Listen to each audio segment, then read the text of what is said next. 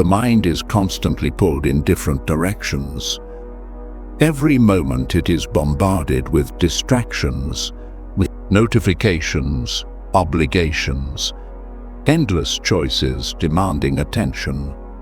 In a world designed to fragment focus, the ability to direct one's energy toward meaningful goals is no longer just a skill, it is a necessity. Those who master focus do not do so by accident, they do it by desire, by understanding what truly matters, and cutting out everything that does not. Clarity is the foundation of focus. Without it, the mind drifts, reacting rather than directing, moving without purpose. Yet achieving clarity is not as simple as removing distractions. True focus is not about forcing the mind into concentration. It is about training it to filter what deserves attention from what does not. It is about eliminating not just digital noise, but mental clutter, unnecessary commitments, and the subtle influences that pull one away from what is truly important. Throughout history, the greatest thinkers, strategists, and creators all shared one thing in common. They understood how to focus. They knew that success does not come from scattered effort, but from disciplined attention. Whether in philosophy, science, or art, those who changed the world were those who mastered the ability to tune out distractions and channel their energy toward what mattered most. The ability to focus is not an inherent trait. It is a cultivated practice. It requires deliberate choices, strategic elimination of the unnecessary, and a commitment to deep, intentional work. The question is not whether distractions exist. They always will. The question is whether one can rise above them, choosing to direct their mind rather than allowing the world to direct it for them. Mastering focus is mastering life, and those who learn to control their attention ultimately control their future. Understand what focus really means for you. Focus is not just the absence of distraction, it is the presence of clarity. Many assume that focus simply means working without interruption, but true focus is about knowing exactly where to direct one's energy. Without this understanding, effort is wasted. A person can be free from distractions yet still be unproductive if their attention is scattered across tasks that do not align with their deeper purpose. Focus, at its core, is not just about concentration. It is about intentionality, choosing where to invest time and mental energy in a way that creates meaningful progress. Socrates believed that the unexamined life is not worth living. He saw that without self-awareness, people drift from one task to another, reacting rather than acting with purpose. He urged individuals to question what truly matters to them, to reflect on their values, and to align their actions accordingly. Without this inner clarity, even the most disciplined mind can be led astray by external demands. Focus begins with knowing what is worthy of attention and what is merely a distraction disguised as productivity. Similarly, Leonardo da Vinci, a master of both art and science, understood that focus was not about rigidly limiting interests, but about pursuing them with depth.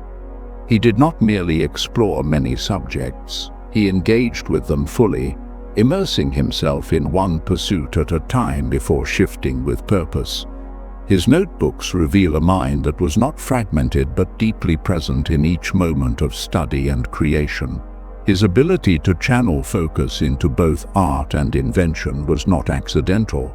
It was the result of structured curiosity, giving full attention to one thing at a time. This principle applies to modern life more than ever. Many people mistake busyness for focus, believing that filling their schedules with endless tasks equates to progress. Yet, without clear direction, Effort can become an endless loop of movement without real achievement. A person may spend hours responding to emails, checking notifications, or working on tasks that seem urgent but contribute little to long-term goals. Without defining what focus truly means in their life, they become consumed by distractions, masquerading as responsibilities. Socrates saw that reflection is the foundation of purpose. Leonardo da Vinci demonstrated that true focus is not about doing less, but about engaging fully in what matters most. Their lesson is simple. Before one can focus, one must define what is worth focusing on. Without this clarity, even the most disciplined effort can lead nowhere, but with it, every action, every moment of attention becomes a step towards something meaningful. Focus is not just about eliminating distractions. It is about ensuring that what remains is truly deserving of one's time.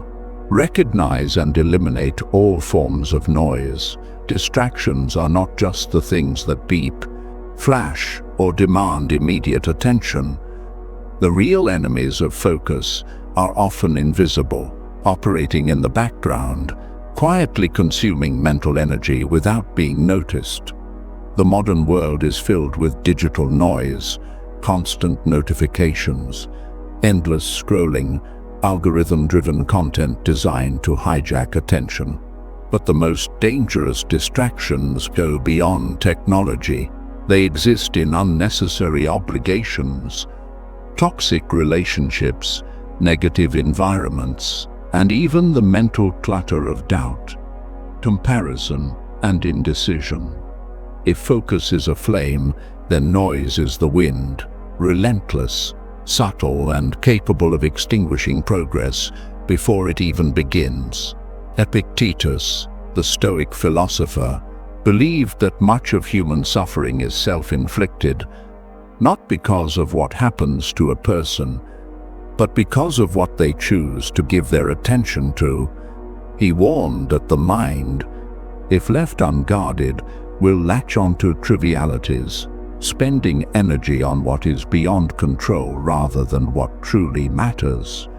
He saw that people often fill their time with distractions disguised as responsibilities, conversations that lead nowhere, and pursuits that offer the illusion of importance while stealing time from deeper, more meaningful efforts.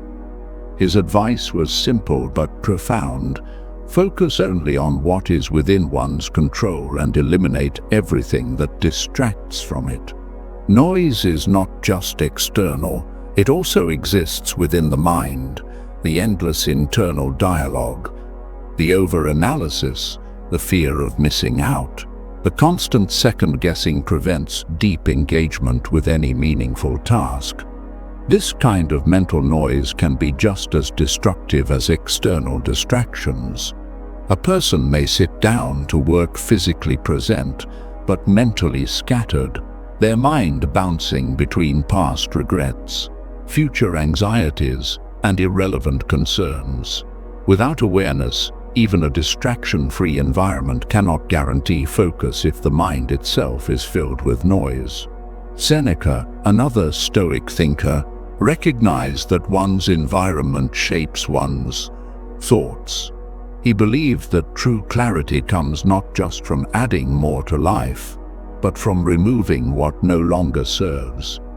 He advised distancing oneself from negative influences, whether they be toxic relationships, energy-draining conversations, or environments that foster distraction.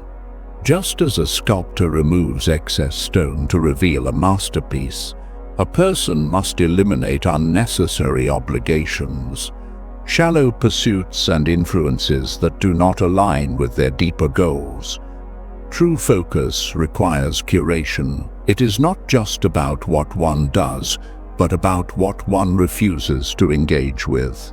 This principle applies universally. A person seeking focus may think their primary challenge is digital distractions. But often the real culprits are less obvious.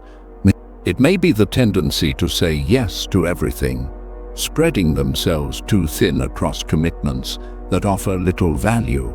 It may be engaging in conversations that drain energy without purpose.